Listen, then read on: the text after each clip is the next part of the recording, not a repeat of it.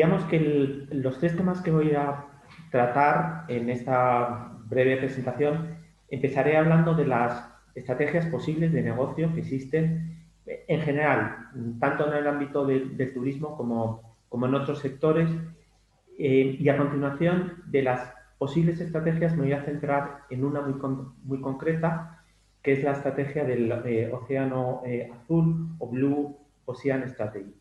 Y por último, cerraremos repasando las cuestiones que hay que tener en cuenta a la hora de poner en marcha un negocio.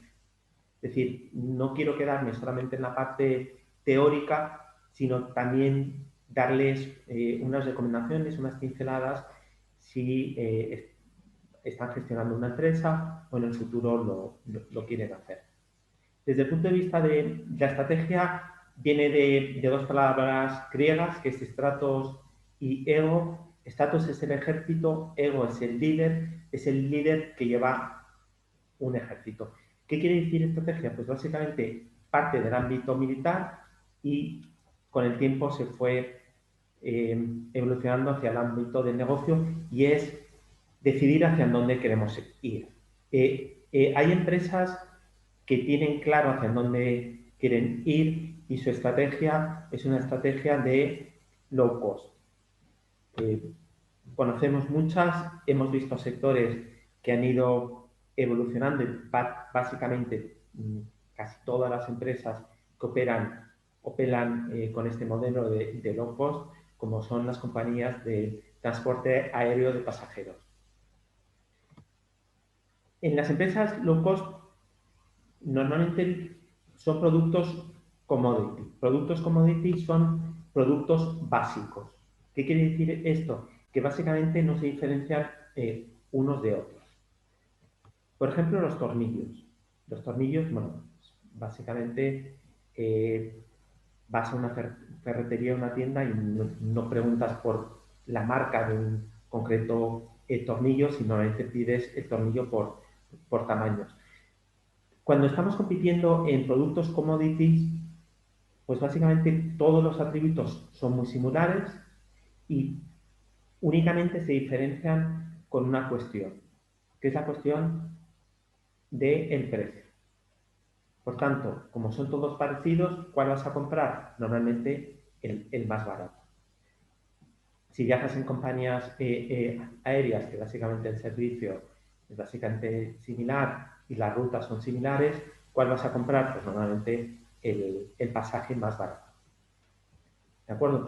Por tanto, tendríamos en un extremo lo que son estrategias de low cost.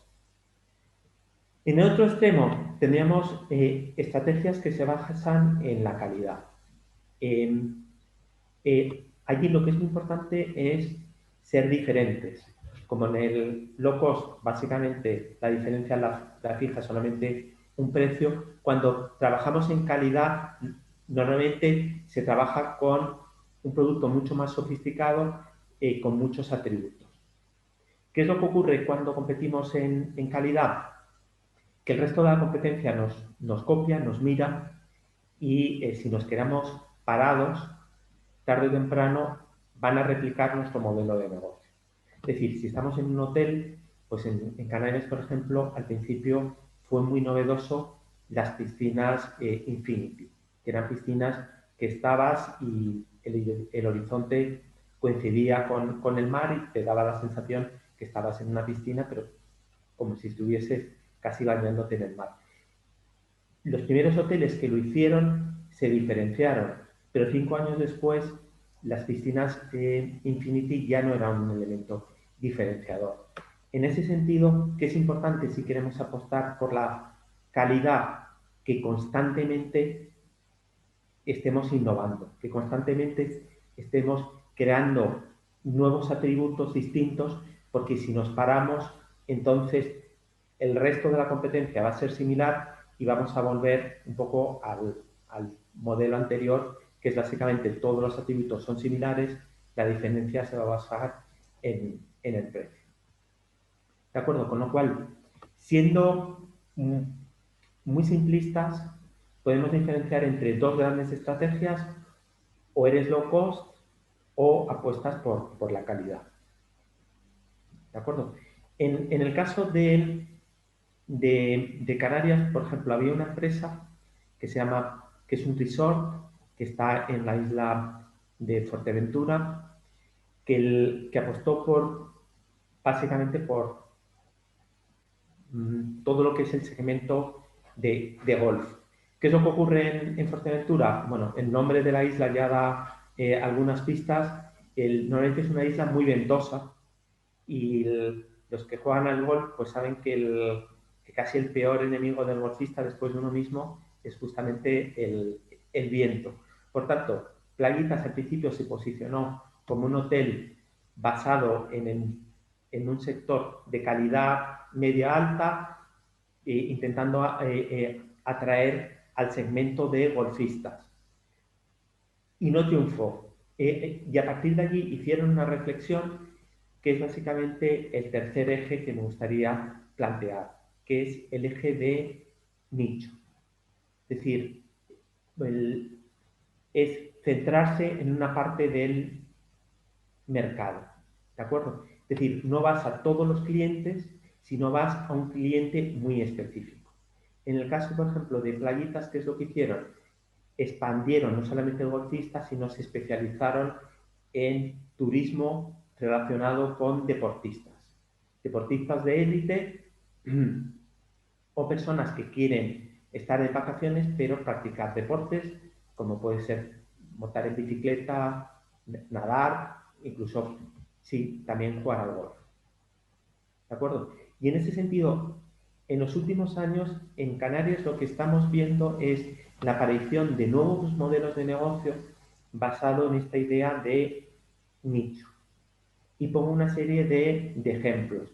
Por ejemplo, el Hotel Blue del Mar está en la isla de Tenerife. Es un hotel que antes de construirse tenía un gran dilema porque está en una zona relativamente montañosa y relativamente lejana de los aeropuertos. No tiene playas cerca como el sur de Tenerife, por tanto, su entorno es un entorno muy complicado para competir con el mainstream, que es básicamente los hoteles que fundamentan su oferta en sol y playa. ¿Qué es lo que hicieron? Apostaron por un segmento muy concreto, que es el segmento de senderos. ¿Por qué? Porque en la zona sí que hay senderos, hay pasajes con una naturaleza bellísima y fue básicamente su posicionamiento. No vamos a ir a la mayoría del mercado, nos vamos a centrar en un nicho del mercado que es turistas alemanes que les gusta la naturaleza, que les gusta la tranquilidad, que les gusta incluso esa dificultad de llegar a sitios un poco recónditos y que les gusta también los senderos. Por ejemplo, otro nicho que en Gran Canaria, en el sur de Gran Canaria, se ha producido, que es el nicho de turismo gay. En Canarias, en concreto en la isla de Gran Canaria, han aparecido determinados hoteles que su oferta es exclusivamente el segmento gay. De hecho, tuvimos una alumna que gestionaba dos complejos y bueno, cuando llegaba a clase, pues a veces le llegaban parejas despistadas bueno, de hombres y mujeres y ella, como está centrada exclusivamente en ese segmento gay, pues él preguntaba a otros alumnos que tenían hoteles si podían acoger a esa pareja porque son hoteles exclusivamente para ese segmento. Por ejemplo, también en Fuerteventura hay un hotel que depende de la cadena Meliá, que lo que se ha especializado es un nicho que es el nicho de surf. Es un hotel que tiene la escuela más grande del mundo de surf. Es decir, ¿qué es lo que estamos viendo en Canarias? Que además de los hoteles generalistas y muchas veces basados en una oferta de mucha calidad, de un gran servicio, están apareciendo otros modelos de negocio que su especialización es en determinados nichos muy concretos del mercado. senderos en el caso de luz de mar, deportes en el caso de playitas, surf en el caso del Medellín Fuerteventura, segmento gay en el caso de Gran Canaria. ¿De acuerdo? Y eso hila con la Blue Ocean Strategy, que es un libro que les recomiendo, está escrito por dos autores, Chan Kim y René Maubord, que son profesores justamente de la escuela en donde yo hice el máster de INSEAD, y que es un libro muy interesante porque abre todo una serie de recomendaciones a la hora de establecer estrategias.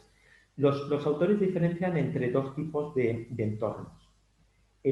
Por un lado, lo que ellos llaman el entorno competitivo, el entorno que normalmente estamos familiarizados, y ellos lo llaman el océano rojo.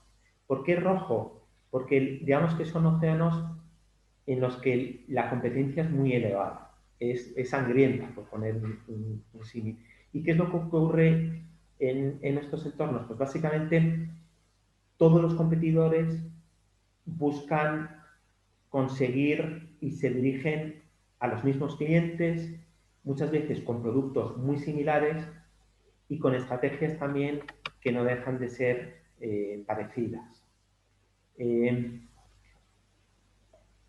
¿Cuáles son los autores que ganan? Pues muchas veces los que tengan ventajas competitivas. Si tu propuesta es low cost, pues el que consigue una estructura de costes más liviana. Si tu concepto es calidad, pues el que sea más sofisticado.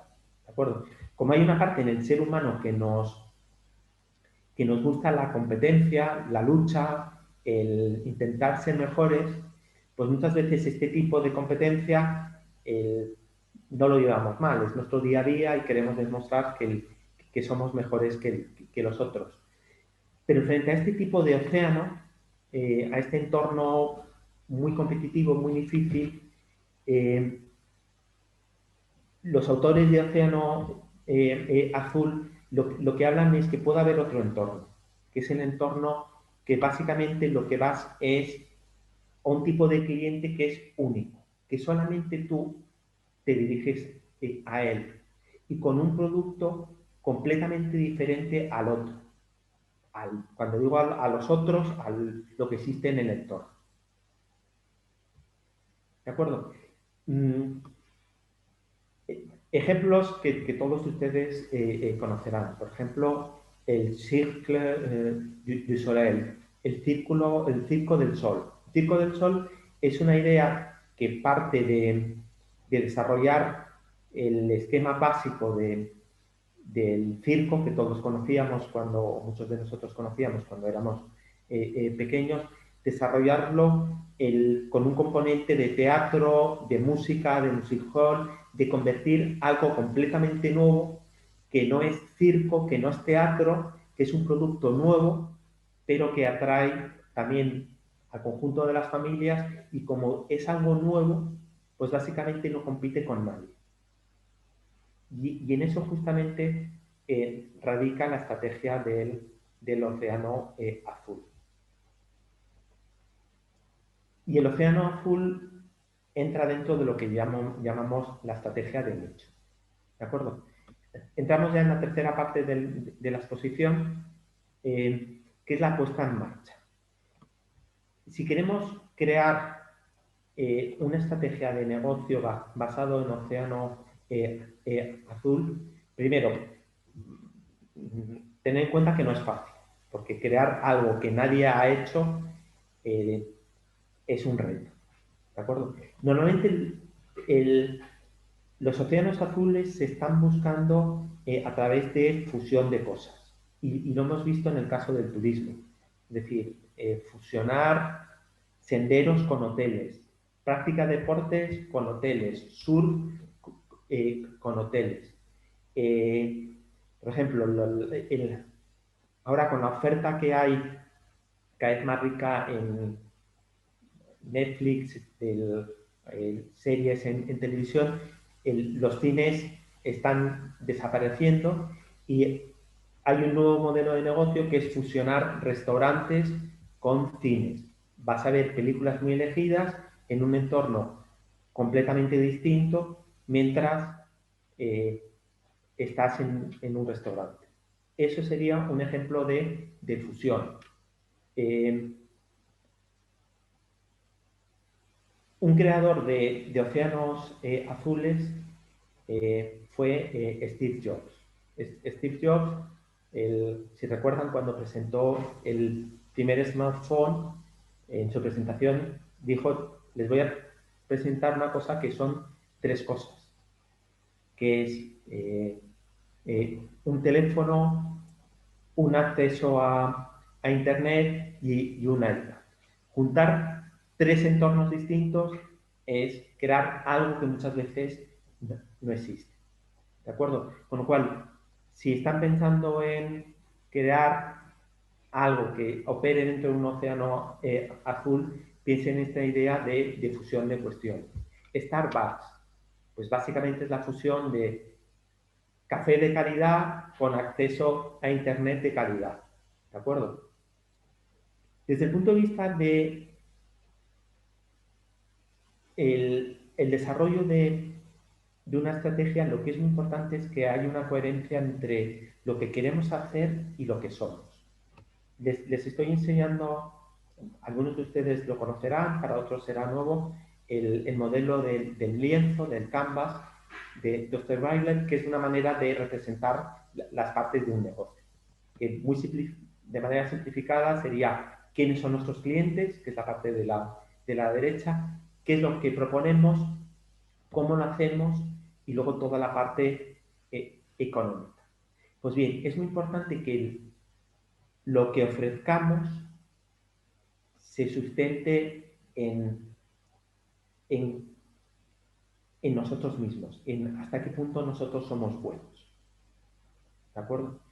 Y les pongo un ejemplo, y ya voy acabando. Si les pregunto cuál es el ser humano más rápido del mundo, eh, y dejo la pregunta en el aire unos segundos, muchos de ellos, de ustedes, estarán pensando en Usain Bolt.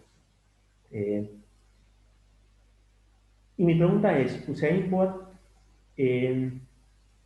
si corriese un maratón y se pusiese en forma, ya empieza a ser, tiene sus años, pero si le quitamos 5 años a Usain Bolt, o 10, podría competir en la modalidad de maratón. Y cuando digo competir, no estoy hablando de hacer una buena marca, estoy hablando de ganar una medalla olímpica. Y la respuesta es que no. Y, y la respuesta es que no, porque básicamente Usain Bolt tiene una estructura muscular y corporal que es perfecta para correr distancias cortas. Es decir, es un atleta musculoso, es un atleta grande, es un atleta con las células musculares muy cortas. Y eso es perfecto para correr 100 metros, para correr 200 metros. Pero si se fijan en la estructura de los corredores de maratones, normalmente no son grandes, normalmente no son corpulentos. ¿Por qué? Porque demandan zancadas económicas, demandan un tipo celular que es completamente distinto al de Usain Bolt. Entonces, en ese sentido, tenemos que pensar en nuestras empresas cuál es la estructura de nuestra empresa, en qué somos buenos nosotros, porque eso va a condicionar el éxito de nuestra estrategia. Si queremos ser low cost, lo que es muy importante es que seamos buenos gestionando los costes. Y para ello tenemos que tener procesos eficientes. Y que el CEO sea alguien que le gusta ese control de costes. Si es un tacaño, si mira dónde, le encantan dónde reducir costes, si ve que cada vez que ha reducido se pone contento, perfecto. Es la persona idónea, pero no pongas a esa persona a gestionar una empresa basada en la innovación y la calidad. ¿Por qué? Porque allí lo que importa es la diferenciación, allí lo que importa es la innovación, allí lo que importa es el marketing. Con lo cual, si eres una persona creativa como era Steve Jobs, no le metas en una empresa de low cost, meten en una empresa de calidad, de diferenciación. Y en el caso de la estrategia de Océano Azul, la estrategia de nicho, allí lo que es muy importante es que busques una especialización de un segmento, y que también que tu empresa se adecue muy bien al entorno. El entorno del Hotel Ludemar, antes lo comentábamos, en principio era un entorno que no se adecuaba a las mejores condiciones de un hotel, pero justamente esas carencias encajaban perfectamente con el nicho al que iba, era el nicho de senderos. El hotel de Meliá en Fuerteventura. El Meliá en Fuerteventura es un hotel que en principio alguien no querría ir, porque es una zona que hace un viento tremendo. Pero claro, si eres alguien que hace surf, el viento es lo que buscas. Por tanto, a la hora de establecer una estrategia, es muy importante que pensemos también cuáles son nuestras habilidades, en dónde somos buenos. Conclusiones, y voy cerrando para no extenderme más. Lo que es muy importante es que cada vez el mercado permite más estrategias de nicho, porque cada vez somos más diferentes, cada vez somos más tribus, y en ese sentido buscar ofertas adecuadas a esas tribus está dando nuevas oportunidades de negocio. El océano azul es muy interesante porque huyes de la competencia, creas algo nuevo, y bien es verdad que tienes que ser Steve Jobs o muy creativo para encontrar ese algo que no existe. Y por último, lo que es muy importante es que debe haber una coherencia entre lo que ofreces y lo que eres. Si eres un avaro, vete a un low cost. Si eres un creador, vete a estrategias de diferenciación o estrategias de nicho. No me extiendo más. Muchísimas gracias por su atención y espero no haberme alargado demasiado tiempo. Gracias. Buenas tardes a todos. La verdad que para mí es un placer poder estar dentro estar dentro de este espacio tan interesante. Al igual que José y al igual que la otra ponente, me encuentro en las Islas Canarias. Y bueno, concretamente el tema que yo voy a dirigir está relacionado con todo lo que es la industria MICE, que en concreto es toda esa industria dentro del sector turístico que alude al sector de reuniones y de eventos. Voy a pasar a compartir mi presentación para que la puedan ver. Al igual que José, pues bueno, yo voy a hacer mi presentación. La verdad que el sector MICE es un sector complejo. Yo en este ratito que tengo voy a intentar haceros una introducción y explicaros un poquito cómo funciona. Y bueno, estaré encantada al finalizar las ponencias de poder responder vuestras dudas y solventar cualquier cuestión que tengáis. Entonces, vamos a empezar hablando del turismo de reuniones. El turismo de reuniones es todo aquel turismo que está motivado por la asistencia a una feria, a un congreso, a un incentivo o a cualquier evento que tiene un carácter profesional. Para que nos hagamos una idea del volumen de esta industria, es importante que sepamos que el 20% del turismo a nivel mundial lo hace con motivo de negocio.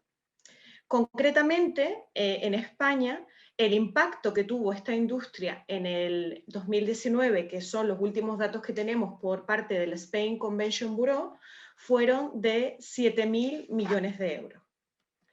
Esta industria recibe el nombre de industria MICE. La palabra MICE es un acrónimo cuyas siglas en inglés, Meetings, Incentive, Conference and Exhibition, hacen alusión a toda esta industria de reuniones y de eventos.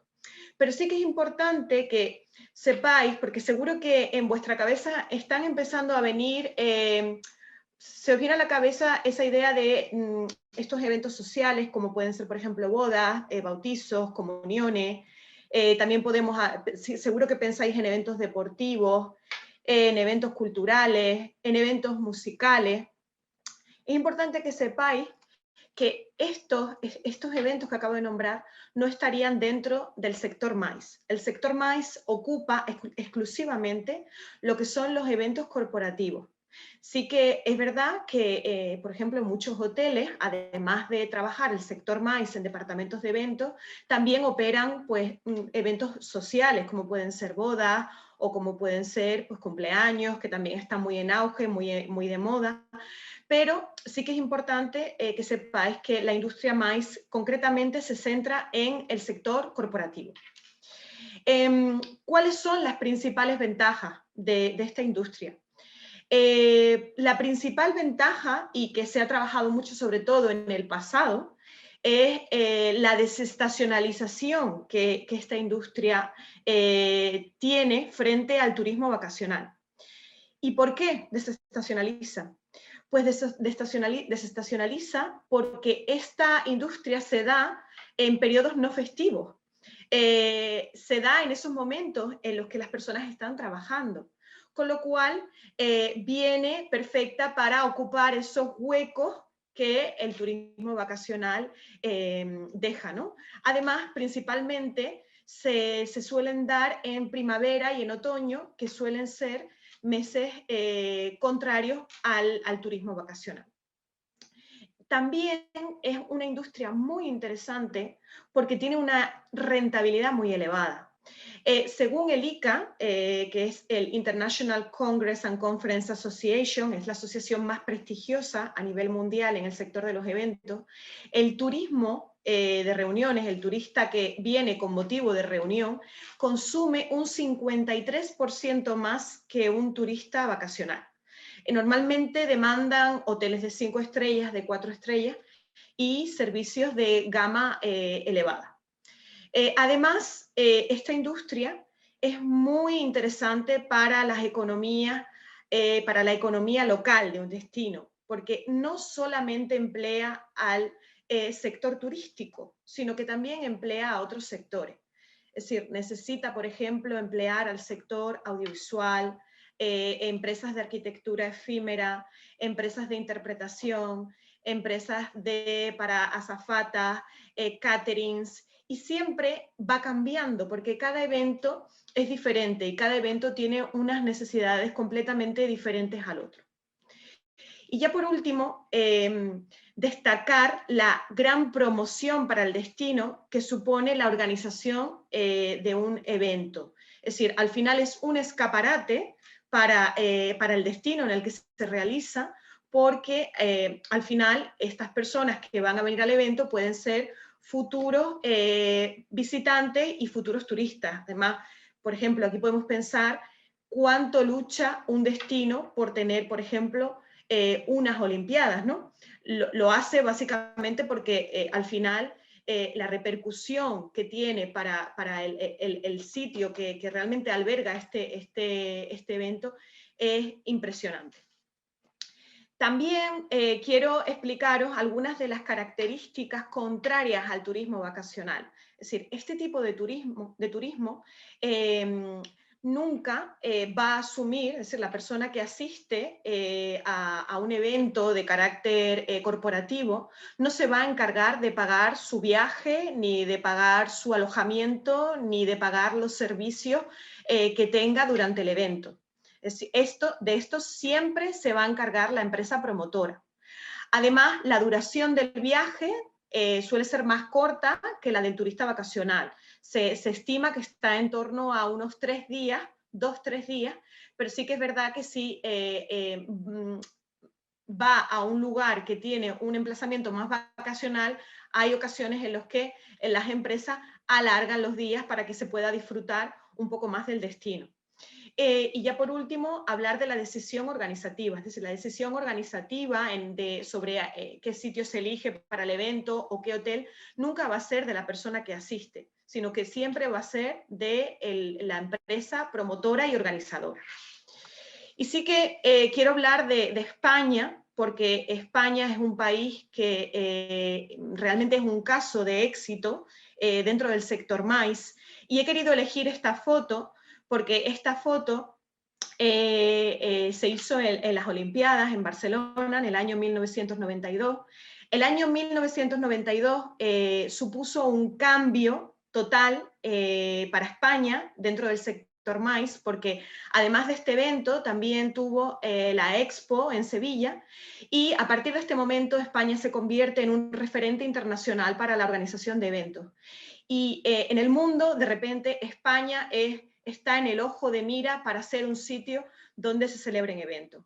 A partir de ese año, España ha sido un referente mundial en la organización de eventos, y según el último informe CG Statistics que cada año saca el ICA, aquí en este ranking que os estoy mostrando podéis ver cuáles son los principales países que albergan eventos a nivel internacional, así como las ciudades, y como podéis ver, España está en la 4ª posición.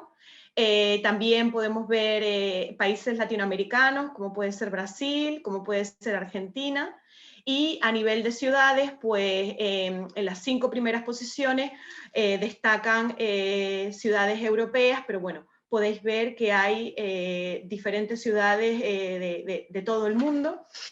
Quiero destacar también un dato que me parece muy interesante, que es que Barcelona en el 2019, que fue, vuelvo a repetir, el último año del que tenemos cierre, Barcelona fue la ciudad del mundo que mayor número de delegados tuvo por parte del sector MICE en el mundo. Y sí que ya cambiando un poco de tercio, enfocándonos más en el valor real que tienen estos eventos para las organizaciones, os quiero explicar que realmente en los últimos años el hacer eventos para empresas ha cobrado un valor muy elevado, porque las empresas se han dado cuenta que a través de estos eventos pueden generar una serie de experiencias que van a provocar una serie de sensaciones en los asistentes, y a través de ellas van a conseguir una conexión impresionante con el asistente y la marca. Es decir, siempre podemos decir que aquello que vivimos en primera persona nunca se olvida. Y esto las marcas y las empresas lo están viendo y están haciendo muchísimo uso de los eventos para poder conseguir esto. Además, los eventos son unas grandísimas herramientas de comunicación. A través de los eventos se puede hacer una difusión muy rápida y además en cierto modo menos costosa que con otros medios tradicionales. Por ejemplo, podemos hacer uso de medios de comunicación, de redes sociales. También se está utilizando mucho ahora la figura del influencer. Hay también muchísima posibilidad de hacer networking, y sobre todo es una grandísima herramienta de relaciones públicas. Aquí os he puesto unas fotos en esta presentación de un evento que yo tuve la suerte de dirigir en un hotel en el que yo estaba siendo directora. Y nosotros tuvimos la posibilidad de hacer una colaboración con el ayuntamiento y de tener una exposición con Ágata Ruiz de la Prada, una diseñadora de aquí, de España, y ya es famosa en todo el mundo. Y pudimos alojar una exposición dentro de nuestras instalaciones icónica de su marca, lo cual nos permitió pues, que muchísimos medios de comunicación, influencers, especialistas, y vinieran al hotel. ¿Por qué os cuento esto? Porque me parece muy interesante explicaros el retorno que tuvimos. Nosotros al final, a nivel de inversión, pues bueno, simplemente hicimos una colaboración ayudándoles con tarifas especiales y con precios más asequibles, pero todo el retorno que tuvimos a través de los medios fue bárbaro. Y bueno, al final hicimos una medición y casi que esto nos hubiera costado unos 50.000 euros, aquella difusión que hubo en medios de comunicación, a través de prensa nacional, revistas, y bueno, realmente para nosotros fue súper interesante porque fue un dinero que no teníamos contemplado y que gracias a esta colaboración lo pudimos conseguir. Es simplemente un ejemplo que he querido utilizar para que podáis ver el poder de comunicación que tienen los eventos. Además, también es importante que sepáis que las empresas utilizan los eventos Es decir, hay diferentes objetivos a la hora de hacer un evento y es muy importante saber y tener claro el porqué del evento. Entonces, las empresas organizan eventos para transmitir conocimiento. Es una de las cosas más impresionantes que tienen los eventos. Es un espacio donde se puede aprender, donde se puede conectar y donde al final las personas pueden ser mejores. También los eventos, las empresas utilizan los eventos para aumentar las ventas, para hablar de presupuestos que se marcan de año a año, para ver cuáles fueron los cierres, para hacer conferencias motivacionales y instaurar métodos y técnicas a los equipos. También los eventos, en muchos casos, se hacen para dar visibilidad a las marcas. Hay presentaciones de productos que al final, si se hacen bien y se diseñan bien, el impacto que tienen es impresionante. De hecho, tengo un vídeo al final de mi presentación donde vais a poder ver un evento que se hizo aquí en la isla de Tenerife, una presentación de producto que tuvo una repercusión impresionante. Y también los eventos se hacen para fidelizar, es decir, en muchos casos aquí podemos hablar también de estos eventos que se llaman incentivos, donde en muchos casos las empresas lo que hacen es que organizan eventos para sus propios empleados con el objetivo de fidelizarlos y de premiarlos, sobre todo para aquellos que han hecho o que han conseguido los mejores resultados. Y quiero hablaros también de quiénes son estas empresas dentro del sector MAIS, quiénes son estas unidades que promueven los eventos, y es importante que sepamos que siempre van a ser o bien empresas privadas o bien entidades sin ánimo de lucro. Y cuando hablo de entidades sin ánimo de lucro, pues hablo de organizaciones no gubernamentales, de fundaciones, de asociaciones, de colegios profesionales, universidades, empresas de la administración del Estado en general. Es importante que sepamos que, dada la complejidad de la organización de un evento de esta índole, este tipo de empresas normalmente lo que hacen es que contratan a organizadores profesionales de eventos, y estos organizadores profesionales lo que van a hacer es que van a acordar conjuntamente con ellos todas las necesidades y se van a encargar de hacer, pues, desde hacer el presupuesto, seleccionar las sedes, seleccionar todos los proveedores, crear el programa, van a hacer todo lo que son las inscripciones con los invitados, van a estar coordinando in situ todo el evento y se van a ocupar de todo hasta el cierre. Quiero hablaros de estos organizadores, es decir, quiero explicaros un poquito cuáles son los principales organizadores de eventos que existen dentro del sector MAIS. Tenemos por una parte lo que serían los OPCs, que son los organizadores profesionales de congreso. Están muy especializados en el área de médico concretamente y tienen un conocimiento muy exhaustivo de la materia. Ellos, junto a un comité organizador, se van a ocupar de organizarlo todo y van a montar secretarías técnicas que van a hacer estos dispositivos, desde donde pues van a atender a todos tanto los asistentes como a todos los ponentes y a todo el comité organizador. Tenemos también los DMC, que son los especialistas locales de los destinos. Son aquellas agencias que conocen al detalle el destino en el que se encuentran. Entonces, en estos casos, normalmente los organizadores de eventos a nivel nacional, dependiendo del lugar a donde vayan, pues los utilizan y los contratan para que les apoyen, ya que en algunos casos desconocen al destino al que van. También tenemos pues lo que son las agencias especializadas en eventos, podemos tener agencias de viajes especializadas en eventos, organizadores independientes, que son personas freelance que se dedican a esto y que trabajan por proyecto, y también empresas más especializadas en incentivos. Los incentivos normalmente buscan parajes más exóticos, hoteles más de 5 estrellas, porque normalmente lo que quieren es premiar a aquellos empleados que han tenido mejores resultados.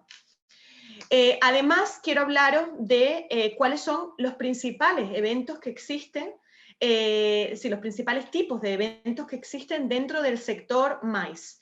Voy a haceros dos divisiones para que sea muy fácil de entender. Por una parte, vamos a hablar de un objetivo científico y de educación. Cuando hablamos de este tipo de eventos podemos destacar, por ejemplo, los congresos.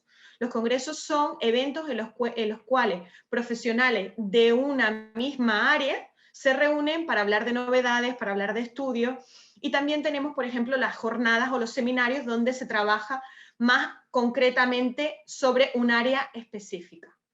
Además, con un objetivo de negocio comercial, podemos hablar, por ejemplo, de las convenciones. Las convenciones normalmente las hacen las empresas privadas para sus propios trabajadores o para proveedores que trabajan con ellos.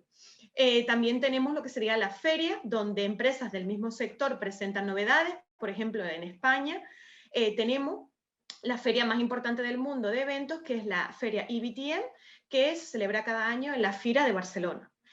Además, también son muy destacadas las presentaciones de productos y también tenemos los incentivos, como ya hemos comentado, que son al final estos eventos en los cuales se premia o se fideliza normalmente al equipo de trabajo. También quiero destacar el papel del Convention Bureau. El Convention Bureau nace en Estados Unidos porque en Estados Unidos se dan cuenta hace ya en el siglo pasado de la importancia de la atracción de eventos a los destinos, dadas las ventajas que estos eventos tienen. Entonces, al final lo que se crean son organismos públicos que lo que hacen son se encargan de promover y de atraer eventos a aquellos destinos a los que representan. Además, también están trabajando constantemente para crear networking con la industria o para aportar herramientas o para aportar informes. Además, he querido destacaros aquí cuáles fueron, según el ICA, el International Congress and Conference Association, los principales sectores que han demandado eventos en el mundo. Destaca sobre todo el sector médico, el sector tecnológico y el sector científico. Estos son elementos que creo que son importantes, sobre todo que sepamos de cara a la recuperación del sector y a nuestra posible apuesta por un sector tan atractivo como es el sector MICE. Y ya concluyendo, quiero hablaros de cuáles son las tendencias futuras de cara a este sector. La principal tendencia es el uso de la tecnología. La pandemia ha acelerado la creación de eventos híbridos, de eventos digitales. Ahora mismo estamos viendo muchísimo. Esto se va a quedar, es decir, va a coexistir en el futuro. También se está trabajando mucho con la inteligencia artificial para poder medir, para poder sacar conversiones de asistentes, saber segmentar, además tener exactamente la segmentación específica, el Big Data y sobre todo las APPs, ¿no? Otra tendencia es la innovación y la creatividad dentro de estos eventos. Cada vez se buscan espacios más diferentes, espacios fuera de lo común, se hacen eventos en museos, se hacen eventos en elementos históricos, es decir, al final los organizadores de eventos están en la búsqueda de esos espacios completamente diferentes que sorprendan a los asistentes para crear estas experiencias diferentes. Y ya por último, se está trabajando mucho y va a seguir así en el futuro con la sostenibilidad. Por ejemplo, se busca que los eventos hayan productos de kilómetro cero, que incluso los asistentes a los eventos estén hospedados en los sitios más cercanos a la sede para que no tengan que consumir a través de vehículos o de vehículos públicos. Y bueno, con esto quiero cerrar la exposición enseñando un evento que se celebró en la isla de Tenerife en el año 2019. Fue un evento que lo organizó la empresa Dom Perignon. Todos sabréis que Dom Perignon es el mejor champán del mundo y ellos, a la hora de presentar su última creación, Plenitud 2, que es una botella de las más exclusivas que tienen, pues buscaron un espacio que conectara con las estrellas, porque para ellos decían que beber ese champán era como beber estrellas, que fue aquello que dijo el monje Dom Perignon cuando descubrió el champán. Entonces ellos eligen para presentar esta botella, pues eligen la isla de Hawái y eligen la isla de Tenerife, porque tienen los mejores cielos del mundo. Concretamente, para la prensa europea eligen Tenerife y para la prensa asiática y americana eligen Hawái. El evento en Tenerife tiene lugar en el punto más alto de España, que es el Teide. Os lo voy a enseñar y espero que lo disfrutéis mucho.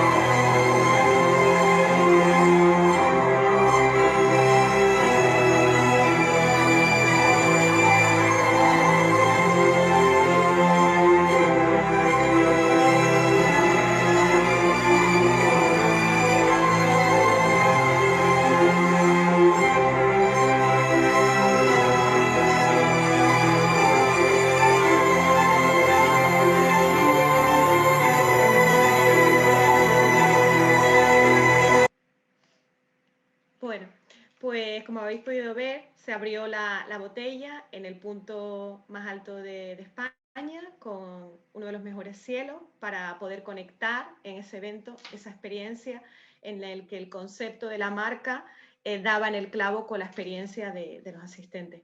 Muchas gracias y estaré encantada de atender todas vuestras preguntas en la ronda final.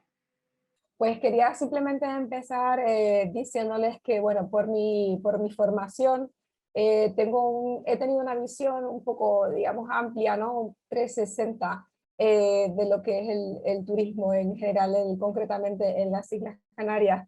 Y bueno, tengo la visión de diferentes puntos, ¿no? Tengo la visión desde los hoteles, he estado trabajando en Exeter Group, también en la parte de docencia, y bueno, en comercializadoras, y ahora mismo me encuentro en un proyecto muy interesante que quiero compartir como caso de éxito, que se llama Fuerteventura Biosfera, Calidad Rural y Ecoturismo. Se trata de una organización sin ánimo de lucro que lo que pretende es unir y visibilizar la red rural de la isla y a sus agentes locales, y utilizaríamos, digamos, el turismo como la herramienta que lo articula. Esto lo hacemos a través de una plataforma, una página web que es fuerteventurarural.org, y que, bueno, les presentaré en unos minutos.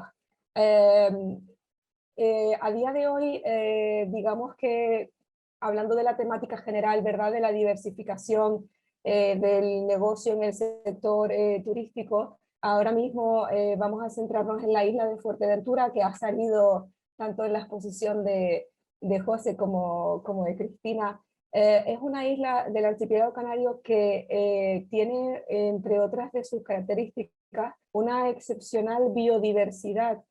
Y esa excepcional biodiversidad requiere de una especial atención y cuidado, porque es un medio natural muy, muy frágil, y desde aquí vamos a centrar este caso.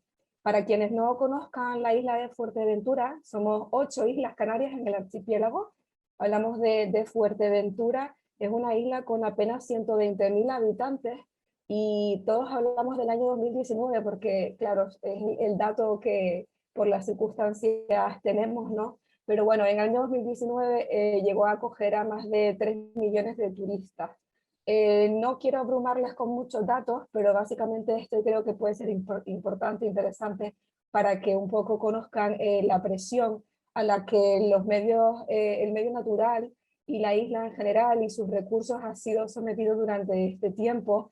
Y desde los años 80 prácticamente que empezó el boom turístico en las islas, el turismo ha sido el monocultivo prácticamente y en Fuerteventura cierto es que ha habido iniciativas con nichos de mercado, como muy bien ha indicado José, por ejemplo, el tema de deportivo, pero el modelo es el que es y ha sido sol y playa en su mayoría.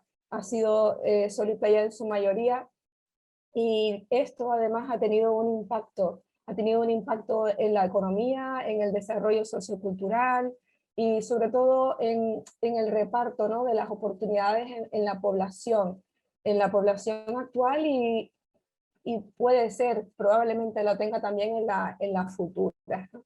Entonces, prácticamente desde el siglo XIX a todos nos resuena, ¿verdad?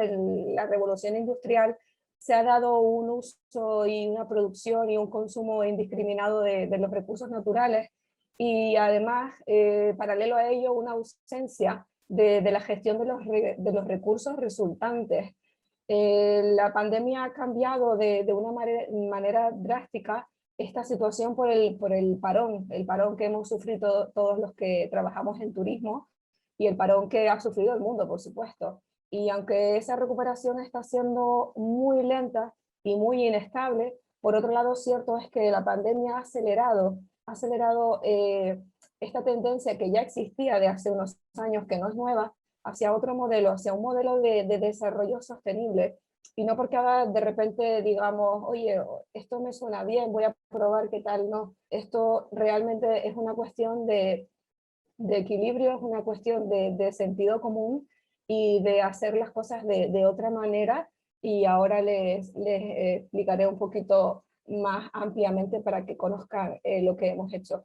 En esta diapositiva básicamente lo que pretendo decirles es que a nivel general, estemos en turismo o no, pues el impacto que cualquiera tenemos en el medio natural es inevitable, por mucho que tengamos en cuenta la sostenibilidad, siempre hay una huella. La cuestión es tener la conciencia de minimizar ese impacto y de lograr este equilibrio del que estamos hablando. Aquí en las Islas Canarias, concretamente, al estar en medio del Océano Atlántico, ser 8 islas, pero muy pequeñas, somos 2 millones de habitantes, creo que es el dato. En el 2019, por poner otra vez el dato de este último año, son 13 millones de turistas que han pasado por las islas. Es unas islas sin conectividad, bloquea la situación y por definición es que sin movilidad no hay turismo. Entonces analizamos este impacto y como podrán entender, como pasa en muchísimos otros destinos del mundo, pues así ha sido. Definitivamente hay un cambio de paradigma, ya lo tenemos aquí, ya está sucediendo y además no es algo nuevo, ¿no? El desarrollo sostenible o sustentable, como lo conocemos, ¿verdad?, en Latinoamérica, no es otra cosa que un proceso de crecimiento que tiene como finalidad aumentar el cuidado del medio ambiente y su protección, con estrategias centradas en las personas y con el horizonte en la Agenda 2030 y los Objetivos de Desarrollo Sostenible. No me quiero extender mucho en esta parte. Yo creo que quizás puede ser que les resuene un poquito, me encantaría que así fuera, que les resuene lo que significa la Agenda 2030 y los ODS, los Objetivos de Desarrollo Sostenible, pero bueno, básicamente es una llamada a que el planeta se proteja, que no exista la pobreza, garantizar la paz y la prosperidad de una manera justa y equitativa para el año 2030. Entonces, nuestro proyecto, cada uno de los pasos, cada uno de los puntos, siempre tocan algunos de los 17 objetivos. Estos son generales, es un tema en el que se puede profundizar mucho, pero bueno, si alguien está interesado, estaré encantada de ampliarles esta información. Esta parte que les comento de Fuerteventura Rural como proyecto nace de una necesidad, nace de que en Fuerteventura en el año 2017 aproximadamente, hace 5 años, había una crisis y una situación de riesgo con todo lo que es el turismo rural, el ecoturismo, y con él las comunidades locales y el valor de su patrimonio que estaba en riesgo. Entonces, en aquel momento, desde Fuerteventura Rural, que estaba en aquel momento emergiendo, se hace un diagnóstico, ¿vale? En este diagnóstico lo que se hace es analizar el territorio y bueno, como ya hemos venido comentando, pues había un modelo de isla, de sol y playa, y este modelo era tan potente pues que bloqueaba esta posible diversificación. Eh, Hablando de turismo rural, pues la vivienda vacacional era una competencia emergente, y luego lo más importante desde nuestro punto de vista era la falta de digitalización, formación y profesionalización. Y además, pues algo que impulsa el turismo rural y el ecoturismo es la unión en asociaciones que en aquel momento estaban inactivas y bastante disgregadas. Entonces, con esto, lo que hacemos es hacer ese análisis, tras ese diagnóstico y decir, bueno, ¿y ahora qué podemos hacer? Necesitamos que Fuerteventura siga creciendo con el turismo rural y ecoturismo, porque en realidad tiene todos los recursos necesarios para hacerlo. Entonces, la idea era, pues, partiendo de la realidad, porque ya la habíamos analizado, de la realidad del territorio, de las necesidades, de los recursos que teníamos, de las oportunidades, pues poner en marcha un proyecto para de manera integral y transversal ir a por ese desarrollo sostenible y a por la consolidación del turismo rural en una isla donde hay, hay playas, hay sol, hay viento, sí, para deportes, hay aguas cristalinas, turquesas, pero realmente hay muchísimo más. Entonces, en aquel momento, cuando ya teníamos el diagnóstico y teníamos claro lo que queríamos hacer, sí que necesitábamos a nivel institucional, porque como digo, somos una organización sin ánimo de lucro, pues en ese momento y a día de hoy ha sido la Reserva de la Biosfera de Fuerteventura quien nos cogió de la mano y nos impulsó a sacar adelante este proyecto. Un proyecto con el que dimos un paso adelante en Fuerteventura. Ya estamos yéndonos al 2018 y con un plan estratégico cuyas claves eran y son el compromiso por la sostenibilidad, la consistencia en un plan transversal y la coherencia en cuidar y proteger el espacio de Fuerteventura. Fuerteventura es una isla declarada por la UNESCO como reserva de la biosfera en el 100% de su territorio, incluidos cielos, porque además es reserva Starlight. Y siempre hablamos de ejes y hablamos de transversalidad, porque es que al final es un proyecto donde toca muchos puntos. Esos 5 ejes que transversalmente en cada uno de los pasos que damos como proyecto tocamos siempre son la calidad, la excelencia, siempre en cada punto que hacemos. Ya hemos hablado que el punto medioambiental es la base. El tema patrimonial para nosotros es fundamental a nivel patrimonio histórico, cultural, tradiciones. Aquí hay muchísimo que poner en valor. Lógicamente el socioeconómico, por supuesto, potenciando la economía circular, y ayudando a las empresas y pequeñas y medianas empresas de la isla a ser partícipes. Y luego la divulgación responsable es un punto muy importante para nosotros, tanto en nuestro lenguaje como en una, digamos, labor educativa, ¿no? Para que todo el mundo sea partícipe y vayamos hacia donde tenemos que ir. Y entonces, en este proyecto,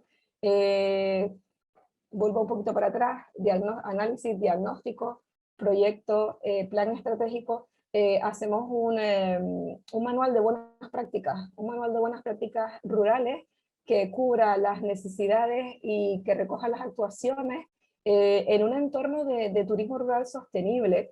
Y esto, por resumirlo de alguna manera, lo tenemos en estos 10 compromisos que pueden ver en la slide, donde básicamente tocamos todos estos puntos y todos los agentes locales que pertenecen a la red rural cumplen con estos 10 compromisos, ¿vale? No solamente porque sea bueno para ellos, y es que es algo que el turista también demanda, y cada vez más es una exigencia de ellos, y además debería de serlo en el destino, y de hecho se está haciendo. Cristina también lo ha comentado, ¿verdad? En el tema del turismo MICE, que es algo que a mí me apasiona, como todo lo que tiene que ver con el turismo, pues también, por supuesto, se tiene en cuenta porque así debe ser.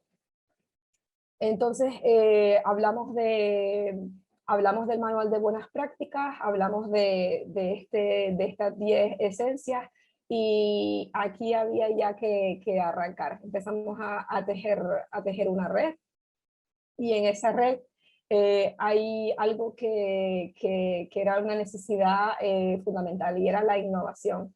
Y la innovación era lo que iba a actuar de palanca para desatascar y para poder poner en marcha toda esta red rural, y no es otra cosa que la digitalización, para permitir a todos los agentes locales, cuando digo agentes locales, perdón por aclararlo, me refiero a hoteles rurales, casas rurales, actividades e iniciativas de ecoturismo, como puede ser turismo activo, comercio local, los mercados, los museos, absolutamente todo lo que está relacionado con el ecoturismo y con el turismo rural.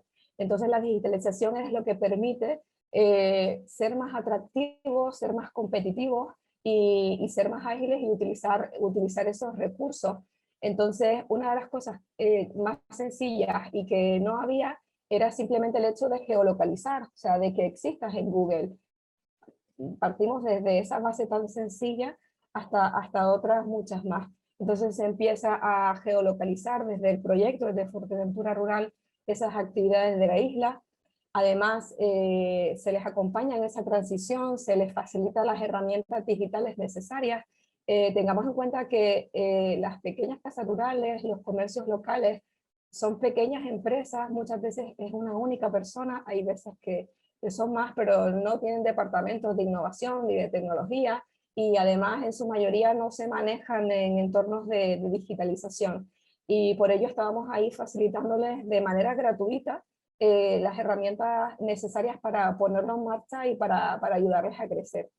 De aquí nace, en este punto de la digitalización, lo que es la plataforma, la web fuerteventurarural.org, donde recoge todo este trabajo de este proyecto. Se presenta en el año 2018 en FITUR, la Feria Internacional de Turismo, y aquí recogemos los alojamientos rurales, el ecoturismo, bueno, muchísima información que me encantaría enviarles, pero les invito a que visiten la página y que me contacten para cualquier información, pero básicamente lo que permite es una experiencia al viajero y a cualquier persona interesada para vivir de una forma sostenible su viaje en Fuerteventura.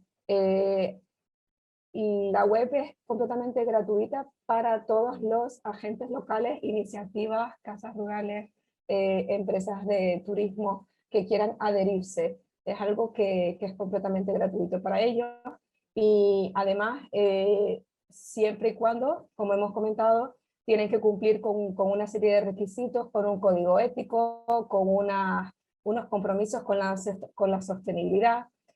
Aparte de la web, facilitamos también de manera gratuita para todos estos agentes locales, casas rurales, etcétera, una aplicación, una app, que es completamente gratuita también para descarga del viajero, donde ellos se publicitan, y así puede a mano directamente en el móvil el visitante, que además es una iniciativa que funciona muy bien en Madeira y en otros destinos, pues pueden tener el acceso directo a las casas, y dentro de las casas a todo lo que ellos ofrecen y a todas las experiencias del ecoturismo. También trabajamos con cartas digitales, códigos QR y demás.